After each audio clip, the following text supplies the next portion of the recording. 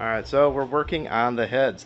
These heads are filthy. We are going to clean these. These just absolutely look like trash right now. But they're going to look better, guys. They're going to look really, really nice. We're going to make them look factory. Not quite factory. Right? Alright. So, a couple problems, and we're already tackling them. Broken bolt, broken bolt, broken bolt, broken bolt. So, we had a broken bolt. It's gone. Time tested, true. Always works, guys. Just weld a nut on there. Nut up or shut up. Time to nut up or shut up. And if any of you have ever done this, you'll know that the heat does most of the work. So once you weld it on there and you get a good penetration, that heat is going to break that bolt free. So as soon as I did that, I mean, this one actually had studs sticking out of it still. And about to where my finger is right there, is that's actually the original stud sticking out right there. And I just welded it to that nut. Even with that amount sticking out, I got a pipe wrench on there, and I was trying to turn that, and it was actually spinning the pipe wrench around on it. It was a big pipe wrench too. So once I did this, it actually broke right free, no problem at all. So I got some spare hardware here, and we're just going to grab it, put it on there, weld it in, and take care of the rest and get them out of there. We're actually going to put exhaust manifold studs in there. That way we don't have to worry about the stainless steel hardware. Not going to have to worry about this again. As for the valves, here's my handy dandy valve removal tool that I built. Works pretty good. This is the second set of heads I've been using it on, and keeps on chugging. So just bottom that down, go ahead and tap that with a mallet. The keepers pop right out, pull it out, and we're going to do all the valve seals. That way this thing's not pulling oil and burning oil, because that just sucks. It doesn't look like it really was burning much oil at all. I mean, these are all dry. They're carboned up, but they're dry. Well, I mean, my fingers are covered in oil. It's hard to tell, but you can see what I mean. It's dry carbon. Same thing with the other head. All of them are dry, so this thing really wasn't burning oil at all. But the kit comes with new ones, so we're going to replace them. I already removed one, and there's my little jig that I built. Keep everything in the right place so we know where it came out of. We're going to go ahead and clean up these valves. We're going to check them to make sure they're not bent or anything. They're all looking good. There's no reason to believe that they were. Just gonna do it anyways. Clean them up, and we're gonna relap them, so that ought to be fun. But these are gonna be perfectly sealed when we're done, and these heads are gonna get a nice cleaning after that, and we're gonna go ahead and get them back on. Making some progress. Let's keep going.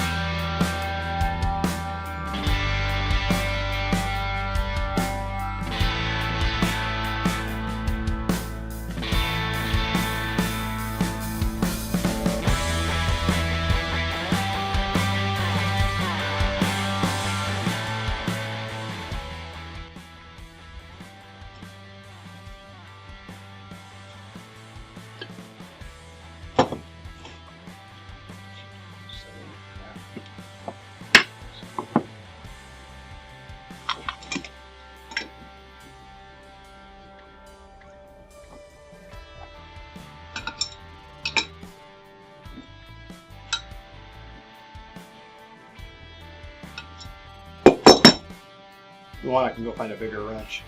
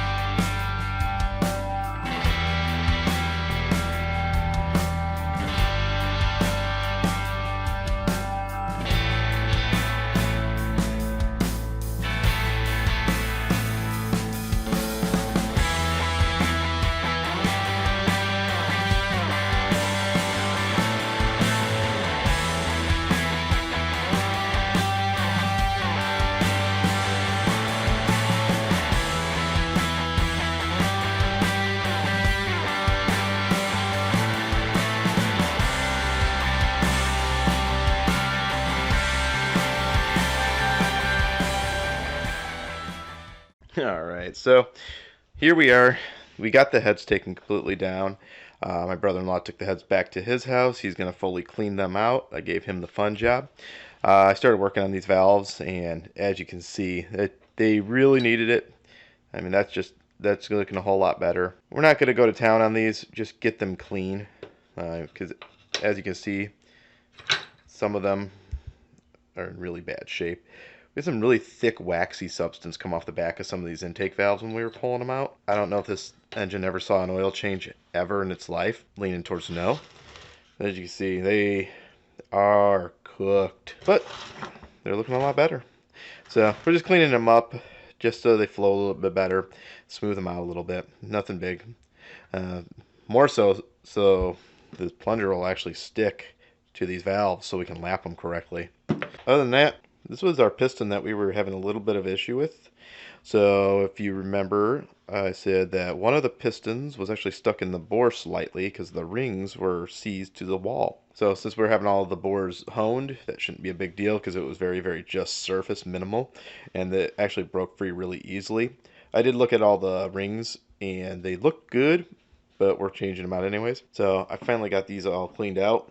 And this one, so cylinder 6 was the one that had the little bit of rust in the top of the cylinder. And as you see, it actually came out pretty good. But, I mean, these rings were these are just the oil rings. And, I mean, they are just caked. Hard to see, but they were actually stuck together. They were seized together with all that oil. So it'll be fun to get the rest of them out. And actually the compression rings, the top compression ring was completely stuck in there, and I actually had to pick it out with a pick. And that was the one that actually was kind of rusted to the cylinder wall. The bottom one came out a lot easier, but I just soaked them in WD-40 for a few days. That way I wasn't doing any damage to the piston to pull them out. And they actually cleaned up just fine, so I don't think there's any real issues. So we shouldn't have any real problems with these because there's nothing stuck, nothing chipped. I checked around the entire skirt, and it looks good. So we're just going to send them. They should be fine. They'll be fine, right? They'll be fine. All right, so now, as you guys can see, we're down in my wood shop, and we're going to be doing some head work. So we actually got bench laid out here in the head, and I know what you're thinking. You're like, Dan, it's a wood shop. Where else would you do your heads? I know. But listen, there are some people out there that think that you should only do this kind of work in a machine shop. I mean, come on, we're not that bougie around here, so we're going to do it this way. All right, so what we got here is a machined flat surface, also known as particle board. Brand new piece, so it's nice and flat. I've already actually checked it with a machined straight edge and went across, and I couldn't get my 1.5 thousandths feeler gauge underneath there. So we are dead flat on there, and we have it clamped down to a machined flat bench, which is my table saw. So we are almost 100% certain that this is a machined flat surface now. So I did actually do a feeler gauge across the heads here, and even my 1.5 thousandths with the heads still dirty, still fresh off the motor, just kind of cleaned up, we couldn't get the 1.5 thousandths feeler gauge underneath there, meaning that this head is pretty flat. So at this point, we're just trying to clean it up. So I got 320 grit sandpaper here, and then all we're doing is letting the head do all the work. We flip the head upside down on here, and without putting any pressure down on it, we're just moving the head back and forth on the sandpaper, and we're ignoring these spots. We're just keeping the head away from there. I just ripped a couple of areas, but we're keeping it on the flat surface. And so far, we've got a little bit of work done on here.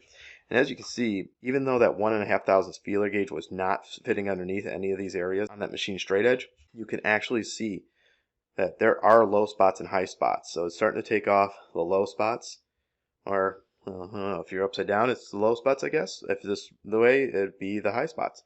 And you can see that there are some low spots in here. So we're just gonna work it smoothly. We run it back and forth on the sandpaper, make about 20 passes on it back and forth really lightly, and it's barely taking anything off. It's just taking a dusting off of it. We're not actually milling down the surface, we're just cleaning it. And like I said, we couldn't even get a 1.5 thousandths feeler gauge in there, so what it's taking down is such a minute amount that the head gasket's going to take up any of that, especially since we are running an MLS gasket. There's a little bit of depth to that. We'll be just fine in there. Right now, we're just worried about cleaning up any of these low spots, and once they're all gone, we're going to call that good. I've already done this on my BMW, and I have no compression issues whatsoever. Everything is sealed perfectly on that car, so I already know this works. I've done it before. We're going to do it again, and if you don't like it, well, I don't care. So, not your car. So, we're just going to go ahead and knock this one out, and then we have the other head. Same thing. It takes about a good 20-30 minutes of sanding to get these things down, because we are only doing a little bit at a time. We're only making a handful of passes, and then we're checking it with a feeler gauge, and making sure that we are still flat all the way across. And we stop once we see that this is fully cleaned, or mostly cleaned, especially in between the combustion chambers.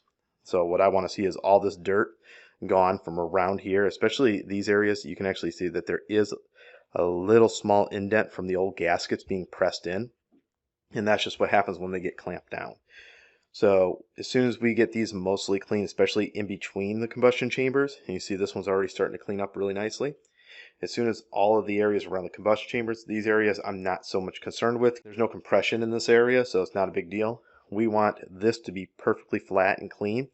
We will then put the straight edge across, and we're looking for the flatness on these heads. We get to have about 1/1000 per cylinder.